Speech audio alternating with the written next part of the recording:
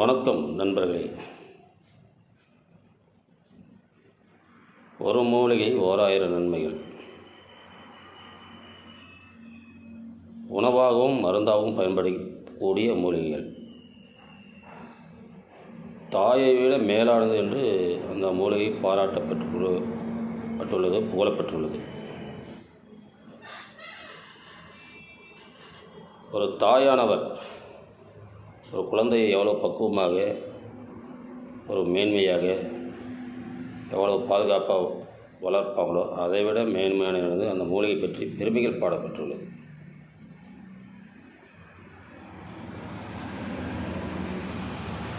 இன்றைய அளவு சித்தா ஆயுர்வேத மருந்து அளவுகள் துணை மருந்தாகவும் பிரதான மருந்தாகவும் இந்த மூலிகை சேர்க்குறாங்க. அந்த வகையில் நாம் பார்க்குறது பார்த்திங்கன்னா கடுக்காய். இந்த கடுக்காய்ங்கிற மூலிகை தான் பார்க்க போகிறோம். எல்லாத்துக்கும் தெரிஞ்ச விஷயந்தான். நம்ம முன்னோர்கள் அந்த மூலிகை பற்றி எப்படி பாடியிருக்காங்கன்னா, காலையில் இஞ்சி கடும்புகள் சுக்கு, மாலையில் கடுக்காய் மண்டலம் ஒன்றால் கோலை ஊன்றி குறுகி நடக்கும் கிழவனும் கோலை வீசி குலாவி நடப்பானே என்று சித்தர்கள் பாடியுள்ளனர்.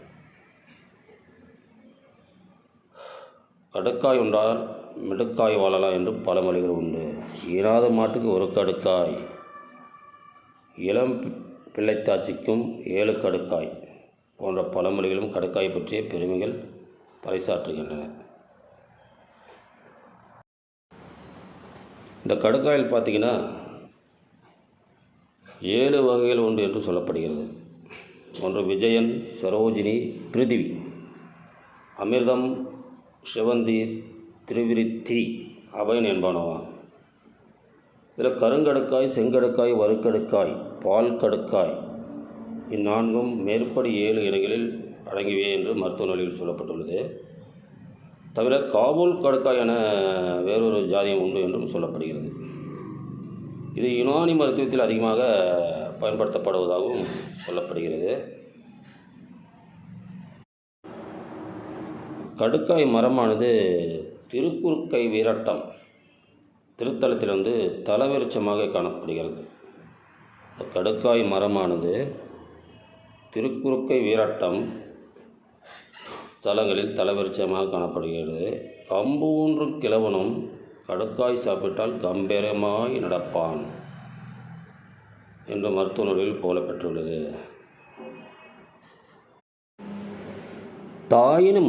தாயின் சிறந்தது கடுக்காய் என்று பதார்த்த குண சிந்தாமணி விளக்குகிறது. அடுக்கடுக்காய் வந்த பிணைகளெல்லாம் கடுக்காய் சாப்பிட்டால் காணாமல் போகும் என்று நம்ம ஊரில் பழமொழிகள் உண்டு. கடுக்காய்க்கு நம்ம குடலை சுத்தம் செய்கிற தன்மை இருக்குது. மேலும் இரத்தத்தை சுத்தமாக்கும்.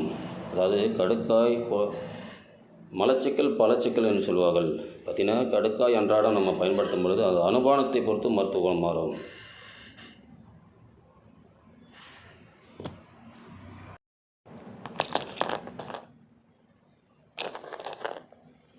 இதை பார்த்திங்கன்னா அது கடுக்காய் பூ என்று சொல்கிறார்கள். நம்ம மலை சார்ந்த மக்கள் என்னன்னா இது கடுக்காய் பூன்னு சொல்கிறாங்க. இது கடுக்காய், நாட்டு கடுக்காய். இது கடுக்காய் பூ என்றும் முரடை என்று சொல்கிறார்கள். பார்த்திங்கன்னா இது முரடன்னு சொல்கிறாங்க. இதை முரடை என்று சொல்கிறார்கள். இதில் கடுக்காய் பிஞ்சு ஒன்று இருக்கும். அதாவது இளம் கடுக்காய் கடுக்காய் பிஞ்சுவாங்க. அனைத்துமே மருத்துவ குணம் வாய்ந்தது தான். இந்த கடுக்காயை சுத்தி செய்கிற முறைன்னு ஒன்று இருக்குது. இதில் பார்த்திங்கன்னா உள்ளே இருக்க கொட்டை எடுத்துடணும். அதாவது இஞ்சிக்கு புரணி, கடுக்காய்க்கு அகனி நஞ்சு அப்படின்னு சொல்லுவாங்க. அதாவது இஞ்சி மேல் தோலை சீவி விட வேண்டும். கடுக்காயை உள்ளிருக்கும் கொட்டைகளை எடுத்து விட வேண்டும். அதுதான் சுத்தின்னு சொல்கிறாங்க. இது கடுக்காய் பூ என்று சொல்கிறார்கள். பார்த்திங்கன்னா பாருங்கள், சப்பையாக இருக்குது. இது கடுக்காய் பூ என்று சொல்லுவாங்க. அந்த இலையில் ஒட்டிக்கிட்டு இருக்குமா. இதை பார்த்திங்கன்னா அந்த இலையில் ஒட்டிக்கிட்டு இருக்கோம். இந்த இலையில் ஒட்டிக்கிட்டு இருக்குங்கிறாங்க. இது சந்தை மதிப்பில் பார்த்திங்கன்னா இந்த கடுக்காயானது நல்ல விலை உள்ளதாக. அதை விட இந்த கடுக்காய் பூ நல்ல விலையாக சொல்லப்படுகிறது. நமது முன்னோர்கள் பார்த்திங்கன்னா பல் துலக்க கடுக்காயை பயன்படுத்தியதாக சொல்லப்படுகிறது. கடுக்காய் பொடிகளை பயன்படுத்துவதாக சொல்லப்படுகிறது. நாட்டு மருந்து கடைகளில் விற்கப்படும் பல்பொடிகளில் கடுக்காய் பிரதான மொழியாக கலக்கிறாங்க. அதாவது நாட்டு பல்பொடி இருக்குது இல்லையா, அது கடுக்காயை பிரதான மொழியாக சேர்க்கிறாங்க. அந்த நாட்களில் பார்த்திங்கன்னா நமது மூதாதையர்கள் பற்களில் ஏற்படும் வலி மற்றும் பல்லீறு இரத்த வடிதல் போன்றவைகளுக்கு வேப்பங்குச்சியை மென்று அந்த குச்சியை முனையை ப்ரஷ்ஷாக்கி அப்படியே கொஞ்சம் நேரம் பல் துளைக்கி விட்டு பிறகு கடுக்காய் பொடியை கொண்டு அதை விரலில் தொட்டு துளைக்கி வருவார்கள். இதனால் பல் பிரச்சனைகள், இரத்த வடிதல் இது போன்ற பிரச்சனைகளுக்கு முழுமையான தீர்வு கிடைத்ததாக சொல்லப்படுகிறது. நம்ம சித்தர் திருமூலர் அவர்கள் என்ன சொல்கிறாங்கன்னா, உடல் மனம் ஆன்மாவை தூய்மை செய்யும் வல்லமை கடுக்காய்க்கு உள்ளது என்று சொல்கிறார். அந்த கடுக்காயை பற்றினா அமுதம் என்றும் சொல்கிறார். இந்த அளவுக்கு அற்புதமான ஒரு மூலிகை கடுக்காய். கடுக்காய்க்கு தாய்க்கு மேல் நீ அப்படின்னு சித்தர் பாடல் உள்ளது. கடுக்காய் நோய் ஊட்டி உடல் தேற்றும் ஒற்ற அன்னையே சுகல் ஊட்டி உடல் தேற்றும் உவந்து என்கிற இன்னொரு மருத்துவ பாடலிலும் கடுக்காய் பற்றிய சிறப்புகள் ஏராளம். உடலின் செல்களை புதுப்பித்து உடலை வலுவாக்கி இளமையாக இருக்க செய்கிறது கடுக்காய். அதாவது உடல் சுத்தம் என்று சொல்வார்கள். உடலை நாம் சுத்தமாக வைத்திருந்தாலே அனைத்து விதமான பிரச்சனைகளுக்கு முழுமையான தீர்வாக அமையும். அதாவது மலச்சிக்கலை போக்கக்கூடிய வல்லமை, உடலை சுத்தம் செய்து மலச்சிக்கலை போக்கக்கூடிய வல்லமை கடுக்காய் உண்டு. கடுக்காய் சூரணத்தை அனைதினமும் நம்ம எடுத்துக்கொள்ளும் பொழுது உடலை கழுவி உடலை வளரும் என்று சொல்வார்கள். லாபனாம் சிரேஷ்டம் என்று சொல்வார்கள். அதாவது லாபனாம் சிரேஷ்டம் என்றால் என்ன?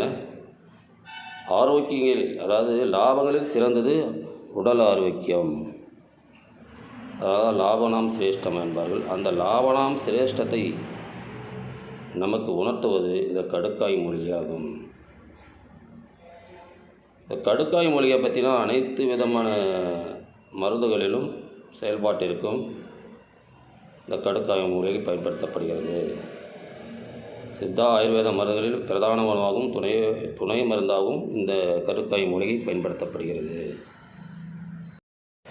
இந்த கடுக்காயை சிறப்புடன் குறிப்பிட அமிழ்தம் காயகல்பம் என்று சித்தர்களும் சித்த மருத்துவ நூல்களிலும் பாடப்பட்டுள்ளது. இந்த கடுக்காய் மூலிகை அமிழ்தம், அதாவது அமுதம் என்றும் காயகல்ப மூலிகை என்றும் சொல்லப்பட்டுள்ளது. முப்பிணிகளுக்கான நோய்களில் கடுக்காய் முதலிடம் வைக்கிறது. அதாவது வாதம், பித்தம், கபம் போன்ற நோய்களுக்கான மருந்தாக கடுக்காய் முதலிடம் வகிக்கிறது. இந்த கடுக்காயானது அறுசுவைகளில் உப்பு நீங்களாக மற்ற 5 சுவைகளும் இதில் அடங்கும். இந்த கடுக்காய் மூலிகையானது அறுசுவைன்னு சொல்கிறோம் இல்லையா, அந்த அறுசுவைகளில் உப்பு சுவை தவிர மீதி 5 சுவைகளும் இந்த கடுக்காயில் உள்ளது. இந்த கடுக்காய் பல் நோயிலும் ரணத்தை ஆற்றுவதிலும் தீவிரமாக பங்காற்றுகிறது. அதாவது ஒரு தாய் பிள்ளையை வளர்ப்பது போல் மனிதனை வளர்க்கும் தன்மை கொண்டது என்று சொல்வார் இந்த கடுக்காயை. இவ்வளவு அற்புதமான ஒரு மூலிகையை நாம் பயன்படுத்த தவறிவிட்டோம்.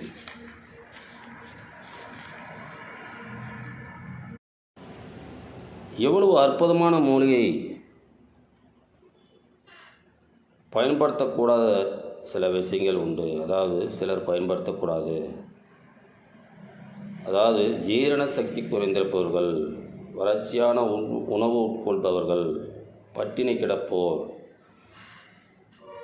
மகப்பேறு அடைந்துள்ள பெண்கள், இரத்த தானம் செய்தோர், தொண்டை கட்டி உள்ளவர்கள், இவர்களெல்லாம் இந்த மூலிகையை பயன்படுத்தாமல் இருப்பது நல்லது என்று மருத்துவ நூலில் கூறப்பட்டுள்ளது. காயமே பொய்யடா காற்றடைத்த பையடா என்று நம் சித்தர்கள் பாடியுள்ளனர். அதேதான் உடம்பை முன்னம் இலக்கென்று இருந்தேன், உடம்புனுக்குள்ளே ஒருவருள் கொண்டேன், உடம்பை யான் இருந்து ஓம்புகின்றேனே என்று நம் சித்தர் பாடியுள்ளனர். இந்த கடுக்காய் மூலிகையானது திரிபுலா என்று சொல்லக்கூடிய கடுக்காய், நெல்லிக்காய், தாண்டிக்காய் போன்ற 3 மூலிகைகள் சேர்த்து திரிபுலா என்று நாட்டு மருந்து கடைகளில் கிடைக்கும். இதில் 3ம் சுத்தி செய்ததாக இருக்க வேண்டும். அதாவது கடுக்காய் மூலிகை உள்ளிருக்கும் கொட்டை எடுத்திருக்க வேண்டும். நெல்லிக்காயும் அது போன்றே, தாண்டிக்காயும் அது போன்றே.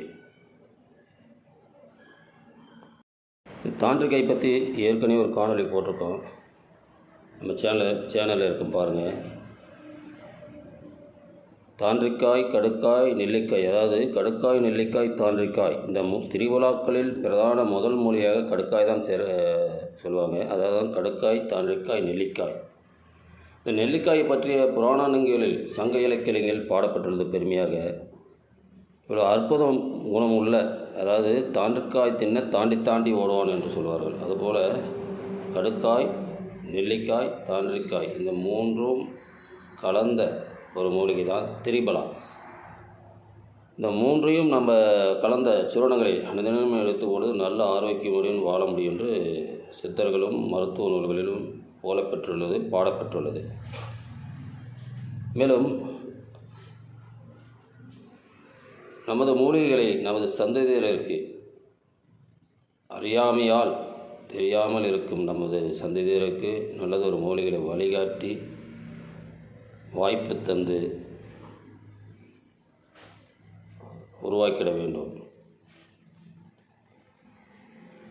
நமது மூலிகை நமது ஆரோக்கியம். மேலும் இதுபோன்ற மூலிகைகளை தெரிந்து கொள்ள நமது சேனலை சப்ஸ்கிரைப் செய்து கொள்ளுங்கள். நண்பர்களுக்கும் ஷேர் செய்யுங்கள். நன்றி.